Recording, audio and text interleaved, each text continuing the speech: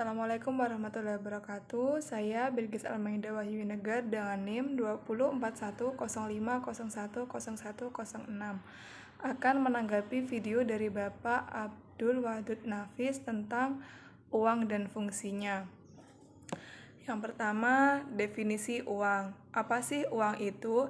Jadi, uang diartikan sebagai benda yang diterima masyarakat umum sebagai alat tukar dalam kegiatan ekonomi. Pada zaman dahulu, alat tukar itu berupa emas atau perak, seperti uang dinar dan uang dirham.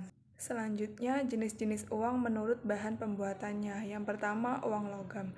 Pada zaman dahulu, uang logam itu berasal dari emas dan perak berupa uang dinar dan uang dirham. Nah, sedangkan pada zaman sekarang, uang logam ini terbuat dari aluminium, stainless, ataupun kuningan. Yang kedua yaitu uang kertas.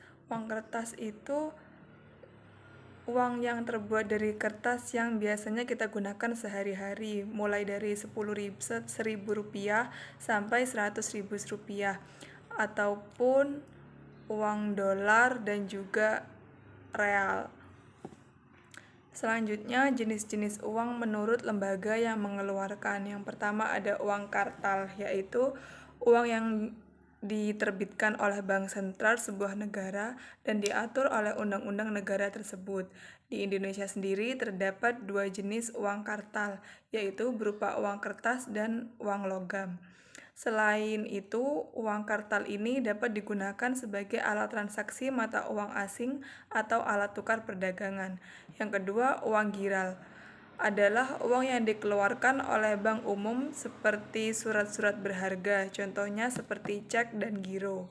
Yang selanjutnya adalah jenis-jenis uang menurut nilainya. Yang pertama, uang penuh. Artinya, nilai dengan barangnya itu sama, misalnya emas dan perak. Jadi, harga emas dan nilainya itu sama. Yang selanjutnya, jenis uang menurut nilainya. Yang pertama, uang penuh. Artinya, nilai dengan barangnya itu sama, yaitu misalnya emas dan perak. Misalkan kita membeli emas 10 gram dengan harga 10 juta. Jika emas itu rusak ataupun hancur, tetapi serpihan-serpihannya itu masih bisa dikumpulkan, itu jika dijual akan nilainya tetap 10 juta. Yang kedua, uang tanda adalah uang yang terbuat dari kertas yang kita gunakan sehari-hari. Misalkan uang tanda yang terbuat dari kertas itu sobek, maka uang itu sudah tidak laku lagi, tidak bisa digunakan lagi. Yang selanjutnya, fungsi asli uang. Yang pertama, sebagai alat tukar, yaitu untuk tukar-menukar. Yang kedua, sebagai alat satuan hitung, yaitu untuk menghitung atau mengukur kekayaan. Yang ketiga, sebagai alat penyimpan nilai. Yang selanjutnya, fungsi turunan uang.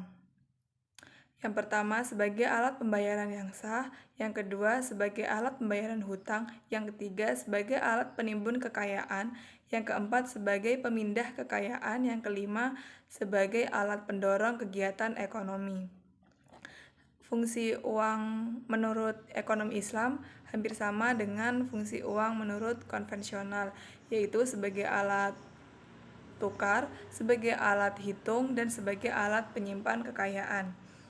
Mungkin itu saja yang dapat saya sampaikan, kurang lebihnya mohon maaf. Wassalamualaikum warahmatullahi wabarakatuh.